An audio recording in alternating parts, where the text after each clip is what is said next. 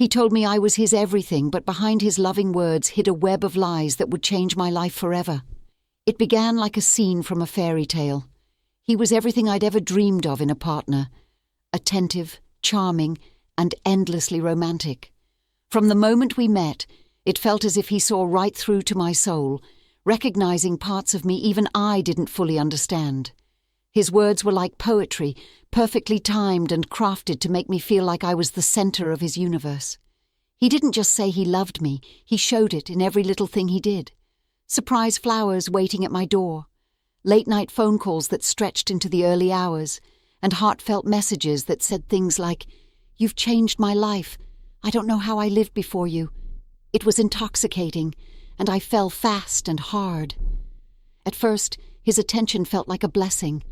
He wanted to know everything about me, my past, my dreams, my fears. When he asked questions like, "What makes you happiest in the world?" or "What's something you've never told anyone?" it felt like he genuinely cared. But looking back, I see the cracks that were already forming in our perfect story. The first sign was his need to be involved in every aspect of my life. It started small, with him wanting to meet my friends and family, which I found sweet. But soon he wasn't just meeting them, he was critiquing them. "I don't know about your friend Katie," he'd say casually. "She seems a little self-centered, don't you think?" Or, "Your brother is nice, but don't you think he takes advantage of your kindness?" At the time, I thought he was just protective, maybe even a little over-invested. But his words planted seeds of doubt, and I started pulling back from the people I loved. Before I knew it, my circle was smaller, quieter. The people who'd been my lifeline for years became distant memories, all because I wanted to avoid arguments with him. He had a way of making his insecurities sound like love. When I didn't answer his text right away, he'd say things like, "I just worry about you. What if something happened?" If I spent time with friends, he'd ask, "Did you even miss me while you were out?" It was subtle at first, but his questions started feeling less like concern and more like control. He wanted to know where I was, who I was with, what I was doing, always framed as his way of looking out for me.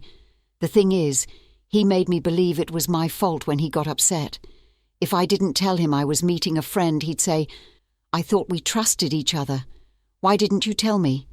And I'd apologize, convinced I'd done something wrong. Then there were the compliments, which weren't really compliments at all. "You're beautiful, but you'd look even better if you lost a little weight," he'd say with a smile. Or, "You're amazing, but you take things too personally sometimes." They were always wrapped in kindness, but they chipped away at me piece by piece. On the surface, I told myself these were normal parts of a relationship. Every couple has their ups and downs, right? But deep down, a voice I tried to ignore kept whispering that something wasn't right. Even the good days started to feel like traps. He'd shower me with affection, spontaneous gifts, weekend getaways, and heartfelt promises about our future. And just when I thought we'd turned a corner, the cycle would begin again. The questions, the subtle digs, the need to control. Still, I stayed. Because when someone tells you they love you, when they swear you're their world, it's easy to ignore the shadows lurking behind their words. It wasn't love that kept me there. It was hope. Hope that the man I'd fallen for was still somewhere beneath the surface, waiting to come back to me. But the truth was he'd never really been there at all. This was just the beginning. The cracks in the foundation were growing, but I had no idea how deep they ran, or how dark his secrets would turn out to be. The change came gradually, so subtly that I didn't notice it at first. What had once been sweet concern turned into something far more insidious. His questions became sharper, his words colder. "Why didn't you text me back sooner?" he asked one evening, his voice laced with irritation. I explained I'd been in a meeting, but that wasn't enough. "You always have an excuse," he muttered. It was a small comment, but it stayed with me, gnawing at my sense of self. He started monitoring my behavior in ways I hadn't signed up for. If I posted on social media, he'd ask why I hadn't responded to his messages first. When I went out, he needed to know every detail, who I was with, what we talked about, and even what time I planned to return. At first I complied, wanting to avoid confrontation, but the more I gave in, the more control he seemed to take. The tipping point came one night after I returned late from dinner with a friend. I told him where I was going, even sent him a photo of the restaurant to put his mind at ease. But when I walked through the door, his face was a storm of barely contained anger. "Why didn't you answer my call?" he demanded. I fumbled for an explanation. My phone had been on silent, I hadn't seen it, but he wasn't listening. "Do you know how worried I was?" His voice rose. "Anything could have happened to you, and I would have had no idea."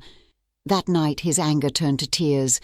He wept, apologizing for his outburst, blaming his behavior on his love for me. "I just can't lose you," he said, pulling me into his arms. And as always, I forgave him. But the cycle was becoming clear. Anger, guilt, apology, and repeat. Strange things started happening after that. He'd bring up details about my life that I hadn't shared with him, like where I'd gone during lunch breaks or which co-workers I spoke to most often. When I asked how he knew, he'd brush it off with a joke. "I just know you so well." One evening, I found a notebook tucked away in his desk. My name was scrawled on the cover, and inside were pages of notes about me, my habits, my routines, even my fears. It was like reading a profile someone had written about a stranger, except the stranger was me. Chills ran down my spine as I realized how deeply he had been watching me. The more I tried to create space, the more he clung to me. If I mentioned wanting to spend time alone, he'd accuse me of not loving him enough. If I pushed back against his questions, he'd sulk for hours, making me feel like I was the one who had done something wrong. One night I came across an email he'd left open on his computer. It wasn't addressed to anyone I knew, but the subject line froze me in place. "She doesn't suspect anything." I couldn't resist reading further. The email detailed plans that involved me but didn't include my consent.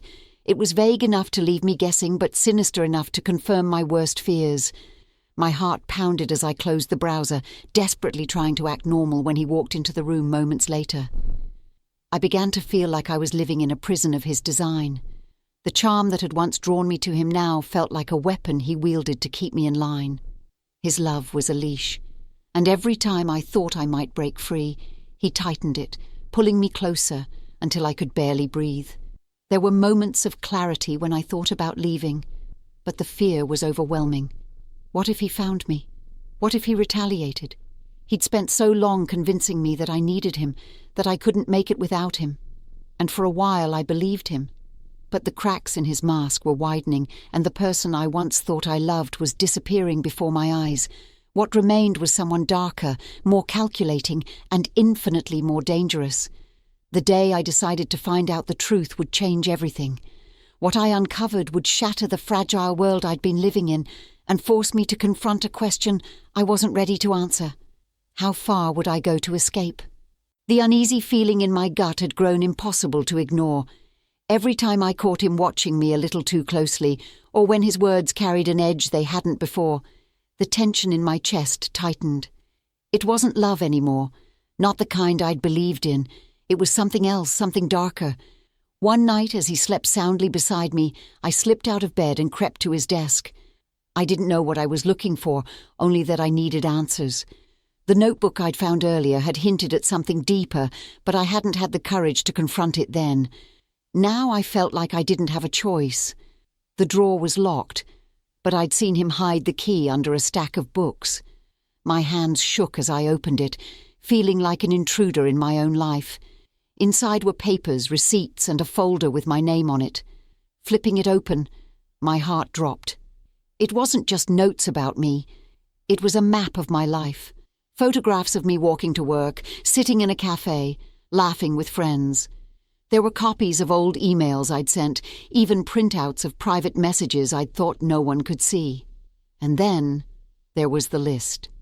At the top it read, "Steps to secure her trust." Below it were bullet points, each one a strategy he'd used. Make her feel special. Distance her from friends. Gain control of her routine. Ensure she relies only on me. Tears blurred my vision as I realized how methodical it all was. Every romantic gesture, every thoughtful word, none of it had been real. It was a script he'd followed, calculated to trap me. My first instinct was to confront him, but I stopped myself. If he was capable of planning this, what else was he capable of? I needed to think carefully. Over the next few days, I tried to act normal, but inside I was spiraling. Every time he touched me, I fought the urge to pull away. Every time he said, "I love you," it felt like poison in my ears. That's when I decided to dig deeper. I began searching his things whenever I had the chance. His phone, his laptop, anything that might reveal more. It wasn't easy. He was meticulous, always logging out of accounts and locking his devices. But one night, he left his laptop open, and curiosity outweighed fear. In his email, I found messages to someone whose name I didn't recognize. They were brief, but chilling. "She's almost completely dependent on me. The plan is working, she has no idea. Soon we can move forward." Move forward with what? I didn't know, and I wasn't sure I wanted to. The final piece of the puzzle came a week later. He had left for a meeting, and I seized the opportunity to search the storage closet he always kept locked. Breaking the latch felt like crossing a line, but I was past caring. Inside, I found a box labelled with my initials. My stomach churned as I opened it. There were keepsakes, things I didn't even realise were missing. A scarf I'd lost months ago, a trinket from my childhood home, even an old diary I thought I'd misplaced. He had collected pieces of me, creating a shrine to his control. But it was the letters that made my blood run cold. They were addressed to me, but I'd never seen them before. In them, he described a life I didn't recognise. Plans for us to move away, to cut ties with everyone I knew, to start fresh where no one could interfere. The letters weren't just fantasies. They were instructions. He had already rented a place, already packed some of my belongings without my knowledge. He wasn't planning a future with me. He was planning my escape from everything I held dear. That night I realised I had to leave. Not tomorrow, not in a week, tonight. As I packed a small bag, my mind raced with questions. How had I let this happen? How had I missed the signs? But I didn't have time for guilt. My safety depended on getting out without him knowing. I left while he was out, slipping into the night with nothing but my essentials and the crushing weight of betrayal. What I didn't realise then was that leaving would be only the beginning of my fight for freedom. He wouldn't let me go so easily. But for the first time, I felt a spark of hope, a reminder that I still had the power to reclaim my life. The cold night air bit at my skin as I walked down the empty street, my bag slung over my shoulder and fear pounding in my chest. Every step felt like a gamble, like he could appear at any moment and pull me back into the prison I'd just escaped. I didn't have a clear plan, only the overwhelming instinct to run. My phone was off, my social media accounts deleted, and I carried only cash to avoid leaving a trail. All I knew was that I needed to disappear. My first stop was a friend I hadn't spoken to in months, someone I'd distanced myself from because of him. When she opened the door, her face filled with surprise and concern. Before I could say a word, tears streamed down my face.